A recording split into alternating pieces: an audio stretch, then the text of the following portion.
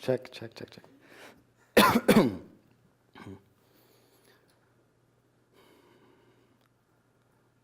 Hi ho, anybody home? Meat, no drink, no money, I have none. Still I will be very, very merry. The man in front of me is asking for money, singing an out-of-tune song from rusty vocal cords, his clothes, ragged and torn, and the change in his cup booms like a circus ringmaster. A single loonie, a shiny dollar, and I reach in my shallow pockets and throw another. While the birds chirp outside, I cried my way home that day, hoping he would follow my teardrops like breadcrumbs so I could build him a house of gingerbread and feed it to him. But he couldn't. He wouldn't. He only sung, a low tune almost as metallic as the change in his cup from 1 block south to 1 block north. You cannot deny the hi-ho, anybody home? Meat, no drink, no money, I have none. I dedicate this poem to him and start my very first investment. One that won't grow in dollars, only talkers, stimulate movers and shakers, and wipe the floor of any stock exchange just by walking in the door words. Because I swear, our dictionaries are hiding between our old coin collections and childhood dolls. So for all of us, I must start a word-based economy, where you don't exchange money, only letters, where spelling bees wins you presents, imagination is international currency, and the word mellifluous, well, it doesn't even need a definition. It will be the start of something great, and sure, if you wanted to debate, I will accept it.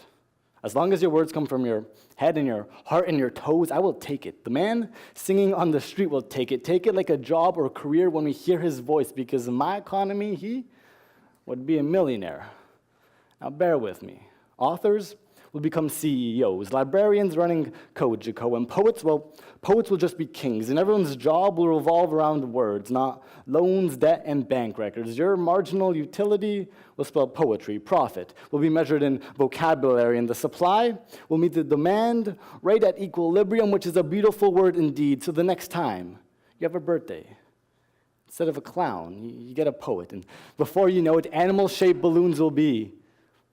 Shall I compare thee to a summer's day? Thou art more lovely and temperate.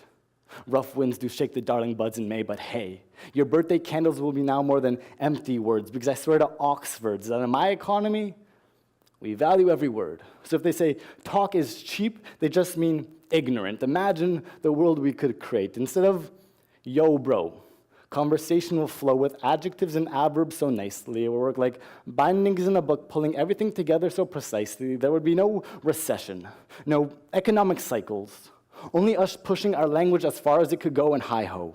We couldn't lie if we wanted to, because finally, and I mean finally, when we speak, we mean every word. And as economists, we will mean every world. We are your birthday clowns and UPS Browns and dog walkers, paint watchers, and reminders for you to cut the grass next morning. We are lawyers and doctors and nurses and brothers, and we mean every word of it. We count every syllable, follow every period, and make semicolons mean whatever we want them to just to hear you speak more and sure. When we speak poetically, we may lose some accuracy, but hey, that is just one single cost in our infinite economic benefit. Besides, a homeless man singing on the street just doesn't sound mellifluous. Thank you. Thank you. Yeah, so it was a little rude of me to hit you with a poem and not introduce myself. That's kind of like punching someone in the face and not telling them why. So no more punches. My name is Oskar Niburski, and I'm a second-year student in the Arts and Science and Chemistry Combined Honors Program at McMaster. And what I'm going to say today can be adequately summed up in one single sentence. Only through creative writing can one develop their own voice and style and ultimately become a better writer. So how long was that? About 5 minutes? Should I dance for the other 13? Levity aside, I wrote an essay a while ago Instead of starting it in a structured manner, I wrote it kind of like a poem. It was grandiloquent, metaphoric. My thesis was under carefully chosen words, and I did horribly. I didn't follow the conventions of an essay, and there was no room for my creativity insofar as the marking scheme would suggest. So I went to my TA, and they said, this isn't an essay. If you want to go write a poem, and so I did. The one you just heard. See, my creativity came victim to structure, and this is what I'm here to talk to you about today. So some of you actually may be familiar with the type of poetry I was performing. It's called slam poetry, and is a combination of performance and written word. Last fall, I found myself on the Burlington Slam Project, which is a regional spoken word team from Burlington, Ontario, nearby. And then in October of 2011, I competed at the Canadian Festival of Spoken Word, more or less equivalent to the Nationals for poetry. And at the end of the festival, I found myself 5th place with my team in the entire nation. And it was a very humbling experience. But if someone were to tell me 2 years ago that I would compete nationally for something, I would have laughed at their face. And if they told me it was poetry, I would have probably punched that face. But even though I had, success later on, it actually didn't start that way. My first poem, I think the technical term for failing miserably is a learning experience. So my first poem was actually about math, and was pretty lame. It explained the power of numbers and how we can never truly count to infinity. My favorite line from it was this, and it's called, "Mental math for a reason. Before you think I'm committing some logical treason, just listen." Whenever I think of that line, I get chills down my back. Never before had I asked anyone to listen to me, because I had always thought I had nothing to say. But there I was, asking an audience to open their ears, and I was guiding them to a safe landing, basically. It was like Pascal and Newton teamed up with Shel Silverstein and Shakespeare, and they were trying to get me to confess my love of mathematics to the crazy world of poetry. And maybe we can stop my story here and collectively think about the magnitude of listening. Before that moment, I was really only a listener. I never voiced my opinions, never spoke out, but with the stage underneath my feet, I had a medium to bedazzle or battle an audience for 3 minutes. I was communicating. But that first time I performed, I wasn't this handsome, confident, stunning, humble man you see before you. My knees were shaking, my voice was cracking, I was sweating profusely. I was basically a first year before a chemistry exam. Yet, when I performed, I met eyes with each audience member, and they looked back at me, similar to what we're doing today. It was as if my words, I was telling them a story through my words. And through their eyes, they're telling me one back. When the scores were raised, and yes, slam poetry is judged, I didn't have the highest scores of the night. But for those people who gave me low scores, I asked them how I could improve. Some said my voice wasn't loud enough. Others said my words were too large or awkward in phrasing, not unlike my essays in university. But I took that criticism, all of it, and worked it into my next poem. And this is actually an important distinction I'm going to make here. So if you are taking notes at home, jot this one down. So when we write creatively, we are writing from ourselves. But the instant we present it to others, we are writing to the world. I literally mean the world here. Unlike an essay when you're writing to a TA or a professor, with creative writing, we are writing to whoever will read or listen to that piece. Whoever's ears or eyes get blessed with your work are going to judge that piece in their light. It is up to you to shed your light onto them.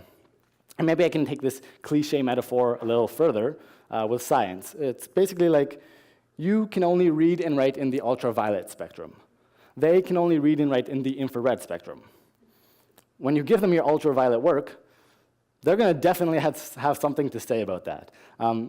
Basically that they can't read it, first of all. But this judgment puts an intrinsic value onto creative writing, insofar as everyone will have a different perspective on what you write. That's why when someone gives you criticism, you should be as sure as your grandmother's apple pie that you take that criticism and work with it.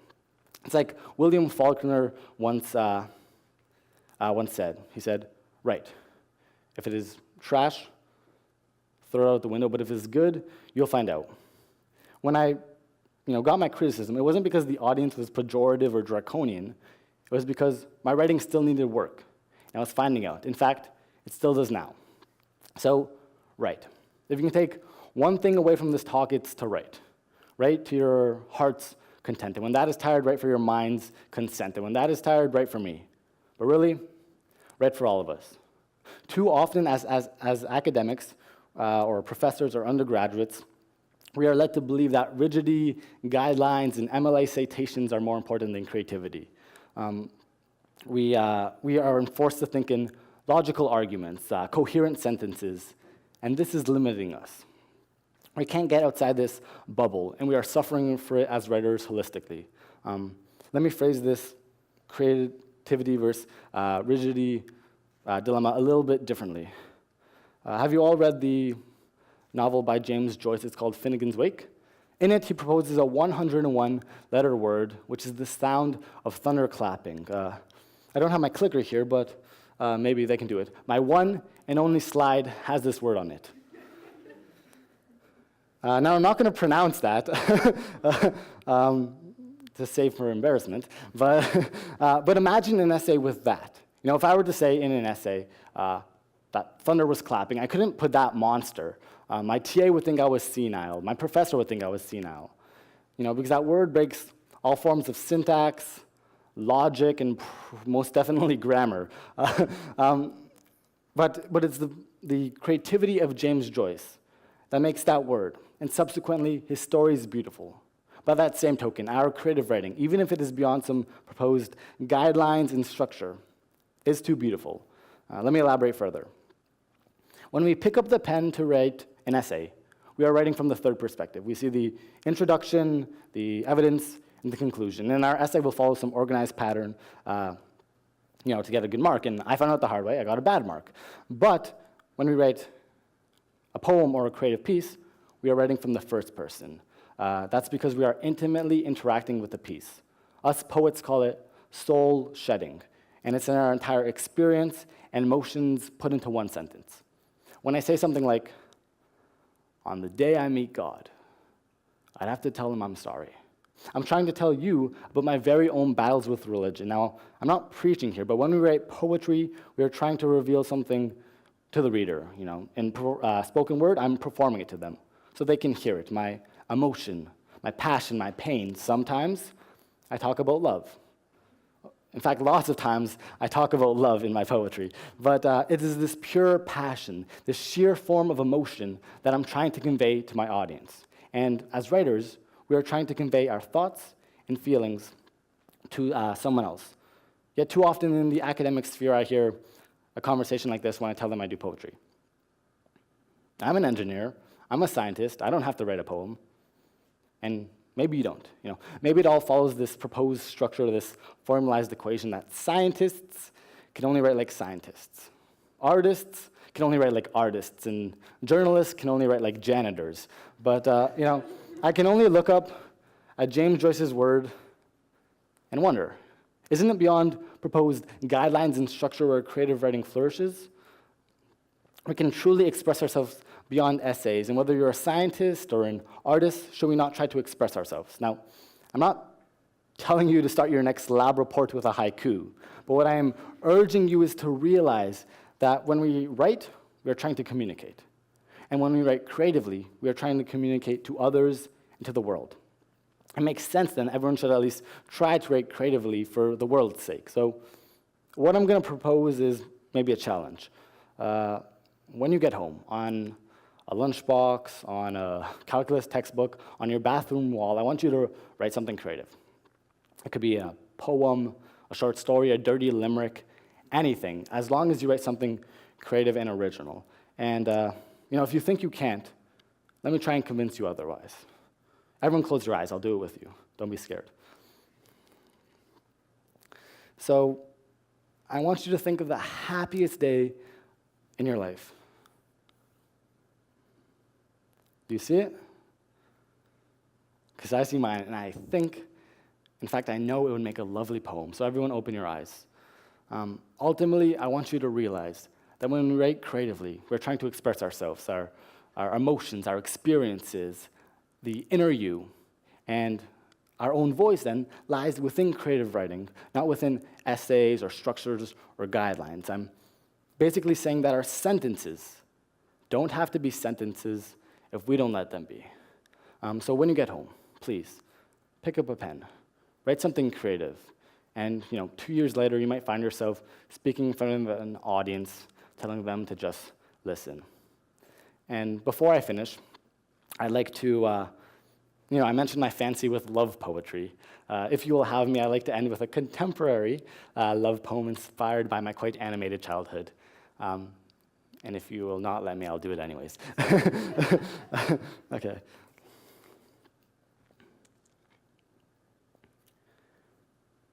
The day they put me in a cartoon, I will be 3D, diligent, daring, and delusional.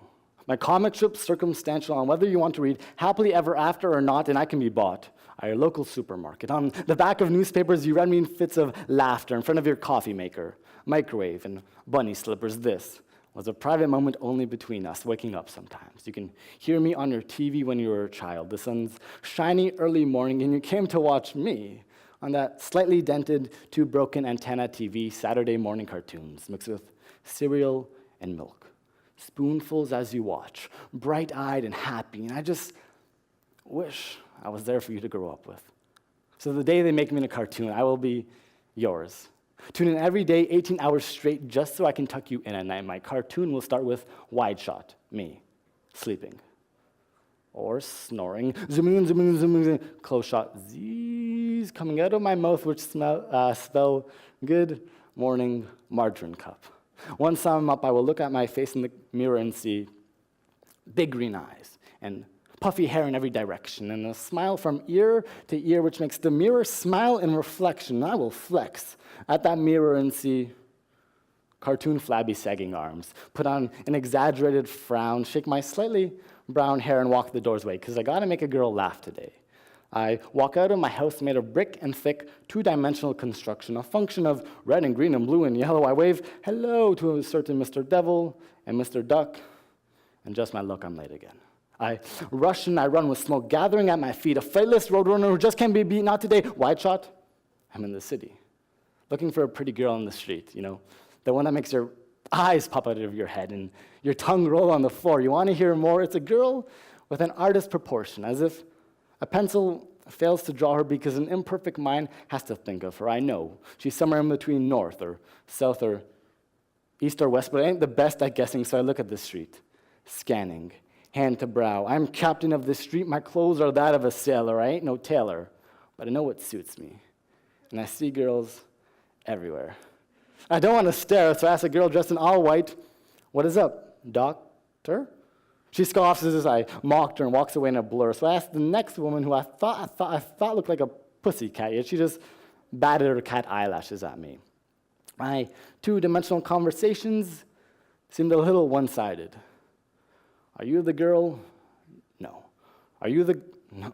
Are you? No. Although I was a cartoon, with a blinding white smile from ear to shining ear, I felt like I should have been shedding a solitary, lonely, giant-sized tear. I was alone in a world I could erase if I wanted to. But then it struck me, like an anvil falling down from the sky where you could possibly be. See, from my head rose three bubble-like clouds. Inside, crowds of backyard badminton and breakfast in bed, drop-dead gorgeous and impenetrable sheet fortresses, summer dresses, and the "we shouldn't be baking it is practically midnight" messes, and a screen with a kid eating cereal in mouthfuls, needing someone or something to look at. So from my pockets, which previously held flies and lint, I withdrew an Acme Corporation magical appearing pencil and stenciled out the word catapult. In less than a lightning bolt came my chariot, and I launched myself back the way I came at full speed. You can read the details of me avoiding the wild coyote and the stammering Hudges hunting Fudge's funk and a slightly sexually confused French-speaking skunk, but I arrived back home, back at my brick-thick, two-dimensional home close-shot door. I step on my doormat, which says, "Welcome," dusted off my jacket to make sure I looked handsome, and stepped through my lime green door in front of me. It's everything I was looking for you, making coffee, smiling from ear to ear beautifully, pointing to me, and instead of hello, you say, good morning, 3D Boyo. Thank you.